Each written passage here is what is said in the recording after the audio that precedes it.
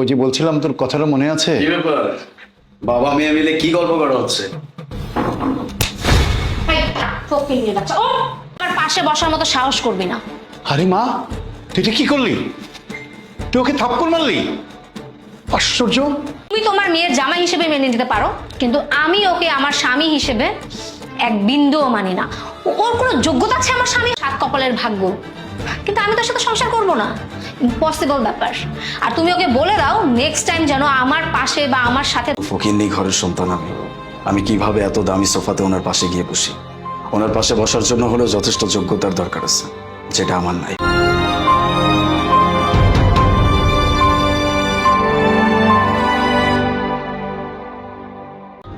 আমার মেয়ের পক্ষ থেকে আমি তোমার কাছে ক্ষমা চাইছি বাবা, তুমি কিচ্ছু মনে করো না। না না আব্বা, আপনি আমার কাছে এভাবে ক্ষমা চাই জন্য এমন আচরণ করতেছেন। ঠিক হয়ে যাও, চিন্তা করবেন না।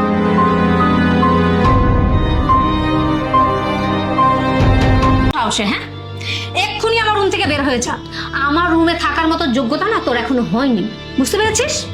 আজব ব্যাপারে, এখন যদি আমি আমাদের রুম থেকে বের হয়ে চলে যাই, এটা যদি বাই এনি চান্স বাবা অথবা মা কেউ দেখে ফেলে, তাহলে কি ভাব? করবো না। আর বাবা মা কি ভাবলো না ভাবলো তাতে আমার কিচ্ছু যায় আসে না। তুই এক্ষুনি আমার রুম থেকে বের হয়ে যা, বের হয়ে যা বলছি। ঠিক আছে।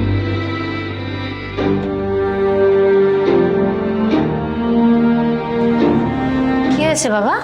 কি হয়েছে? ব্যবসার জন্য ব্যাংক থেকে 10 কোটি টাকা লোন নিয়েছিলাম, কিন্তু ব্যবসাটা তো শেষ পর্যন্ত টাকার জন্য খুব চাপ দিচ্ছে আমাকে। বাবা কোনো চিন্তা করো না, এমনিতে তোমার বয়স হয়েছে, আর বেশি চিন্তা করলে তো তোমার শরীর খারাপ হয়ে যাবে। আসসালামু আলাইকুম sir, I am Samin Zarif from bank Y. Sir আপনি গত 4 বছর আগে আমাদের কোম্পানি থেকে 2 কোটি টাকা লোন নিয়েছিলেন এর দেন নিয়ে, সুতরাং ব্যাংক থেকে সিদ্ধান্ত নেওয়া হয়েছে আগামী সপ্তাহের মধ্যে যদি আপনি সমস্ত লোন পরিশোধ না করেন, সেই ক্ষেত্রে কি হয়েছে বাবা? মারে, এই তো হচ্ছে বিশাল সমস্যা। ব্যাংক থেকে মাত্র ফোন এলো, তারা বলছে এই 10 সব টাকা আমি দিব, কোনো সমস্যা নেই। ফকিন্নির বাচ্চা ছোট লোক। এই তোর কি মনে হচ্ছে যে আমরা এখানে আমি যা বলতেছি একদম সত্যি কথা বলতেছি। আমাকে শুধু এইটা বলেন যে কত কোটি টাকা আপনাদের লোন, আমি শোধ করে দিব। আর তুই কি না একটা ছোট লোক ফকিন্নি হয়ে লোন পরিশোধের কথা বলছিস? হ্যাঁ, তোর কোনো যোগ্যতা আছে? তুই নিজে তো তোর শ্বশুর বাড়িতে পড়ে থাকিস, তুই আবার যেমনটা ভাবতেছেন আমি কিন্তু তেমন না। আপনি যদি আমার পরিচয় শোনেন, সেটা কিন্তু হজম করতে পারবেন না। তোর আমার পরিচয়? তোর আমার কিসের পরিচয়? একজন কোটিপতির মধ্যে আমার বাবা একজন।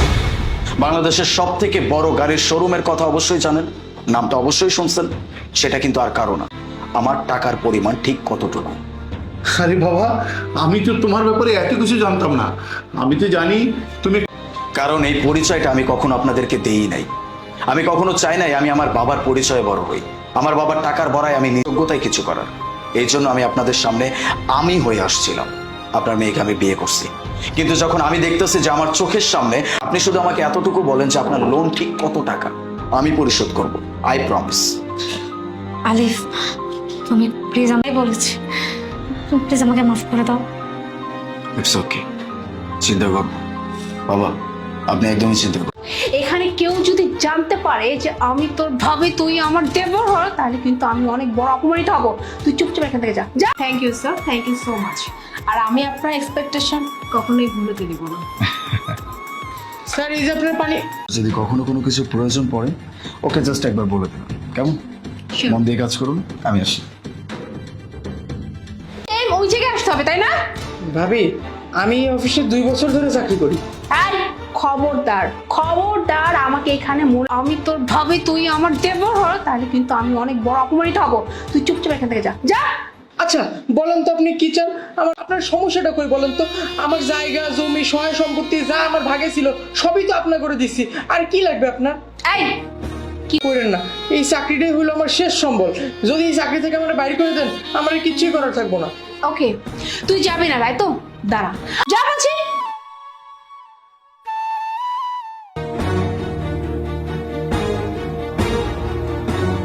জারিফকে কেন বের করে দিতে চায়?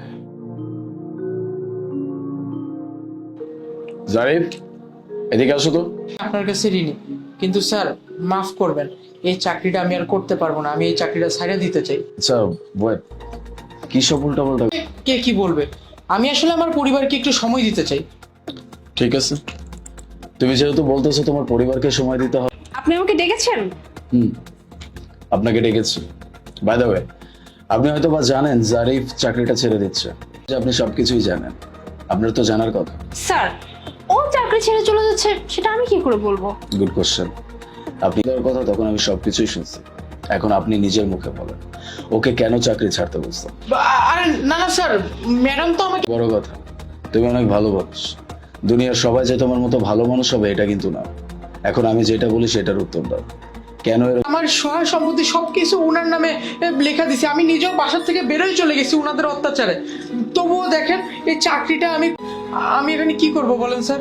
স্যার উনি বলতেছে কি যে মানুষে বলা বলি কি করবে, যে একই অফিসে চাকরিটা তোমার ছাড়ার কোনো দরকার নাই, চাকরি যদি ছাড়তে হয় সেটা সার্ভে মিস মুনা, স্যার কেন, মানে আমি কেন চাকরি ছেড়ে? কোম্পানিতে কোনো দরকার নেই, প্লিজ আপনি যান, লিভ।